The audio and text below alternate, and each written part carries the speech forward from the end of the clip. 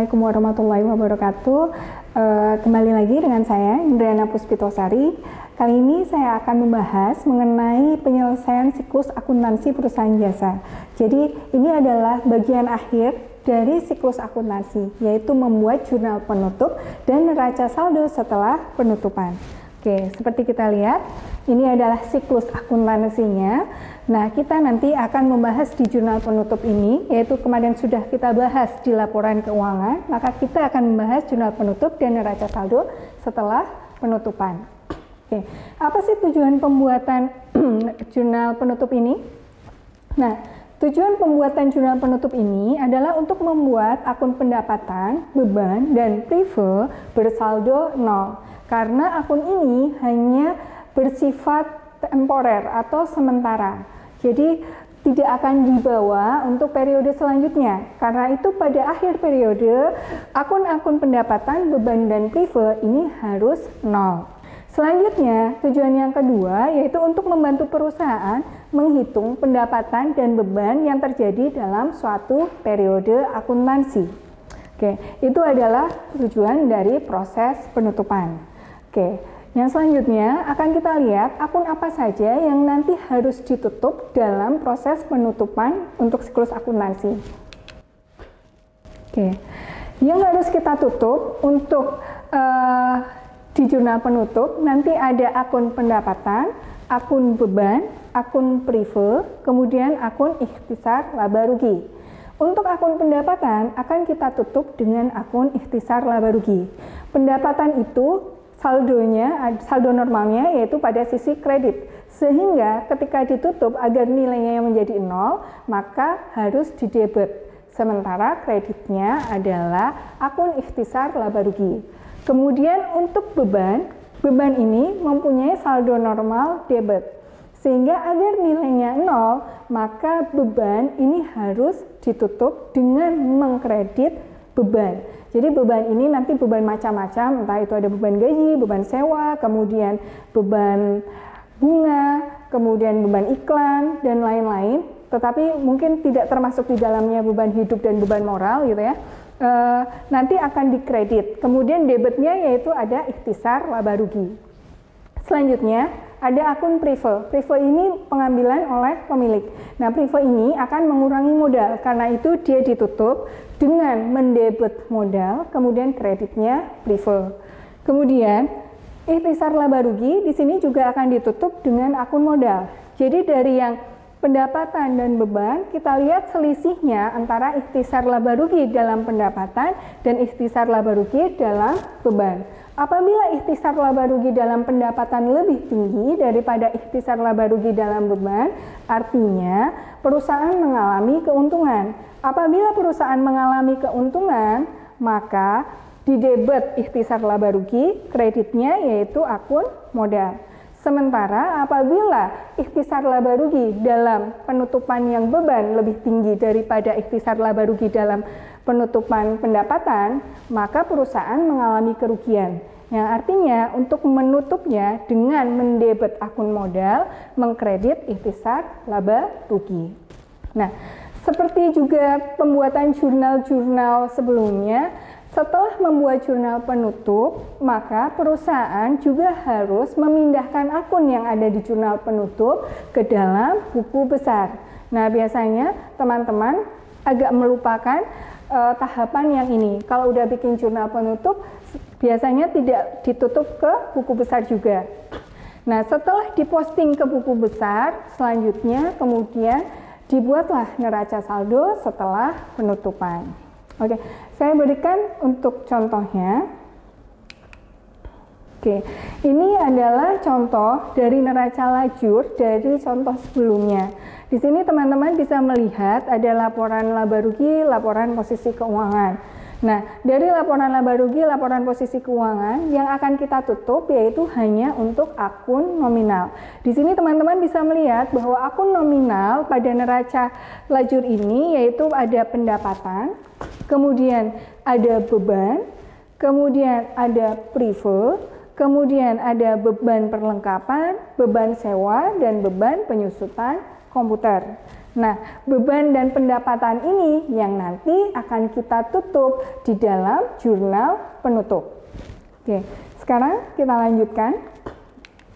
Oke, ini adalah akun yang ditutup. Yang pertama yaitu akun pendapatan. Akun pendapatan ditutup dengan ikhtisar laba rugi. Nilai akun pendapatan pada contoh sebelumnya yaitu 8.500.000. Nilai tersebut kita debit, kemudian kreditnya yaitu ikhtisar laba rugi sebesar 8.500.000. Kemudian akun yang selanjutnya yaitu ada akun beban. Akun beban ditutup dengan menggunakan ikhtisar laba rugi, di mana ikhtisar laba ruginya akan kita debit sebesar jumlah beban yang ada di perusahaan. Beban yang ada di perusahaan ada beban gaji, beban perlengkapan, beban sewa, dan beban penyusutan komputer yang apabila ditotal jumlahnya Rp5.800.000. Sehingga ikhtisar laba ruginya Rp5.800.000. Yang selanjutnya yaitu akun prive. Akun prive akan kita tutup dengan akun modal. Sehingga karena prive mengurangi modal, maka modalnya di debit sebesar privenya, kemudian privenya dikredit Rp300.000. Yang terakhir, kita akan menutup akun ikhtisar laba rugi. Teman-teman bisa lihat di sini untuk pendapatan dan beban, nilai ikhtisar laba rugi pada akun pendapatan besarnya 8.500.000. Sedangkan ikhtisar laba rugi pada jurnal penutup beban nilainya 5.800.000. Artinya di sini selisihnya lebih besar pada pendapatan, sehingga perusahaan mengalami keuntungan. Berapa besar keuntungannya? Yaitu sebesar selisih pendapatan dan bebannya, yaitu 2.700.000. Nah, kita tutup ikhtisar laba rugi dengan mendebet akun ikhtisar laba rugi 2.700.000, modalnya 2.700.000. Ingat, karena laba akan menambah modal, sehingga ketika mengalami keuntungan, maka untuk menutup ikhtisar laba rugi, modalnya dikredit.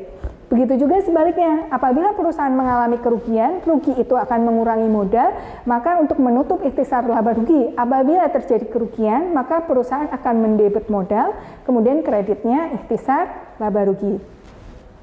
Yang selanjutnya, setelah membuat jurnal ini, maka kita akan memposting ke buku besar. Oke.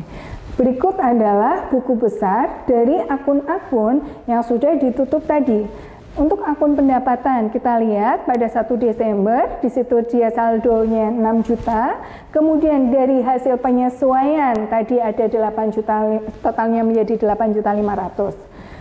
Kemudian ada jurnal penutup 8.500.000 sehingga saldo pada akhir periode menjadi 0.